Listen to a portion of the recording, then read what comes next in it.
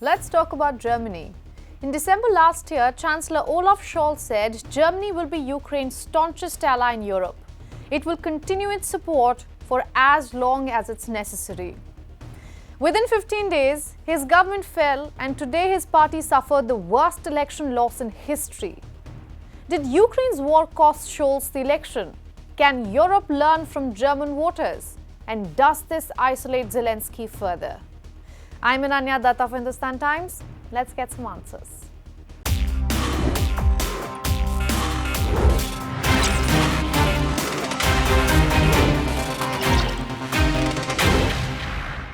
In 2021, Germany was ready to emerge from the long and lethargic era of Angela Merkel.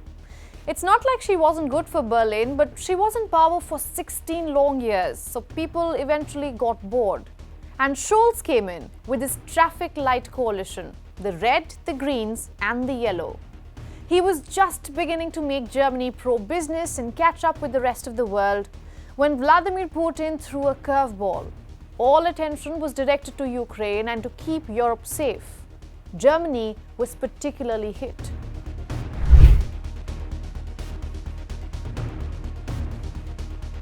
Let's start with trade. Prior to the war, Germany exported goods worth $28.3 billion to Russia annually, and it invested $26.3 billion there. However, due to sanctions and businesses withdrawing after the war, these figures significantly declined. The war has led to a loss of around $105 billion for the German economy, which is equivalent to about 2.5% of its GDP. Then, of course, there is the major energy crisis. The country was heavily reliant on Russian gas, and post-war, this became an economic risk. The sudden loss of this energy source forced Germany to seek alternatives, which are costly and less reliable. The 2022-23 winter was especially tough for the Germans. They were seen wearing long johns to work and winter hats at home. The government banned keeping lights on at public buildings and private enterprises, and swimming pools and gyms were closed due to no heating. These tangible changes were felt by the voters firsthand as the country slipped into a technical recession in late 2022. Ukrainians were drafted to fight and protect their country, and that meant low-cost drivers in Berlin had to leave their jobs and return home. They disrupted global supply chains and increased shipping costs. The war also prompted a significant shift in Germany's defense policy. It meant a boost of $102.7 billion, that reflecting a shoulder-to-shoulder solidarity with Ukraine. By 2023, Germany was Europe's largest single donor to Ukraine. So Scholz reached deep into the state's pockets to support Kiev to keep everyone happy. But he should have known that it's impossible to keep everyone happy in politics. His response split opinion in Germany, winning him no points with either the peace lobby or the war hawks. So one day to the next, the coalition partners started picking sides.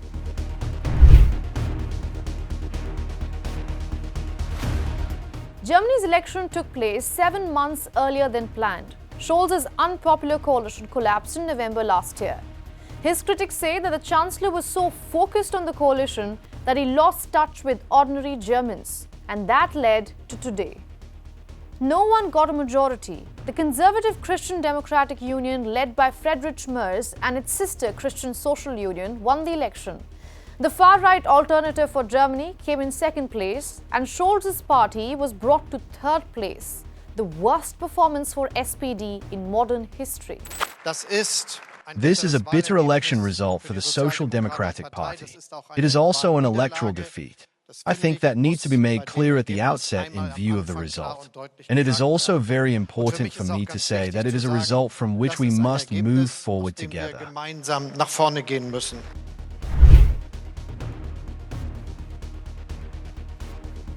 Numbers aside, the big winner of the election in terms of voter gains was the AfD. The party nearly doubled its votes, the strongest showing for a far-right party since the Second World War. The party's jubilant Chancellor candidate was seen celebrating with officials who have been using Nazi slogans. Und ich muss eins sagen, unsere Hand. Our hand will always remain outstretched for participation in government, to implement the will of the people, the will of Germany. We are ready to participate in government, umzusetzen. Wir sind bereit für eine Regierungsbeteiligung. You see, the AfD can in no way become a part of the governing coalition because no one wants an alliance with them. But that doesn't mean that it has no influence. The far-right party is calling for Germany to leave the EU, a return to a national currency, and an end to military support for Ukraine. The fact that its support base has grown nearly twofold and came in second in elections are enough to tell us about what the voters want.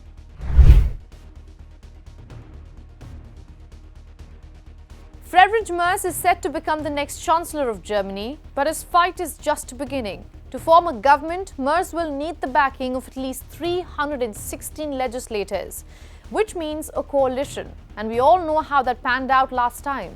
Merz has ruled out working with the AfD, and as he was ending the election campaign, he argued that the left is quote-unquote over.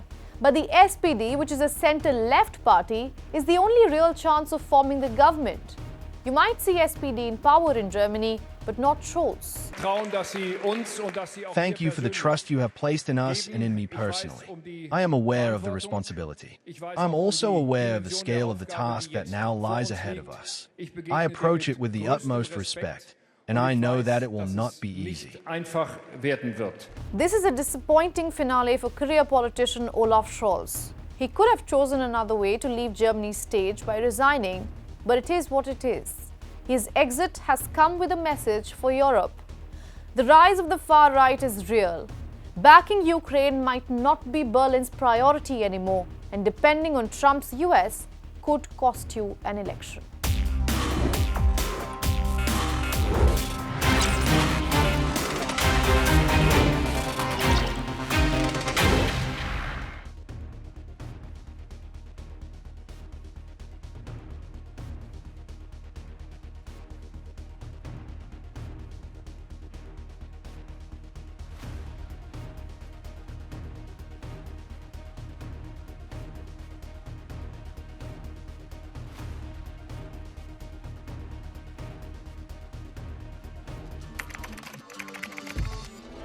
What the changes in India's population and the differential growth rates. This city has emerged.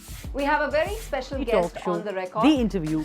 The role that the US side played at that point of time. पूरी दुनिया की नजर. Assume my phone is tapped. I can probably say hello to Mr. Modi. आपके भारत पर है. Episode of Know Your Candidate.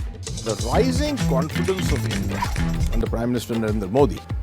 Communist China is the greatest threat. There will come a day that we will see far more radical extremist. I'm still a little perplexed by why we. Your daily dose of news from India and across the world. Cutting-edge views and analysis. Tune into HT videos. Click on the bell icon to subscribe.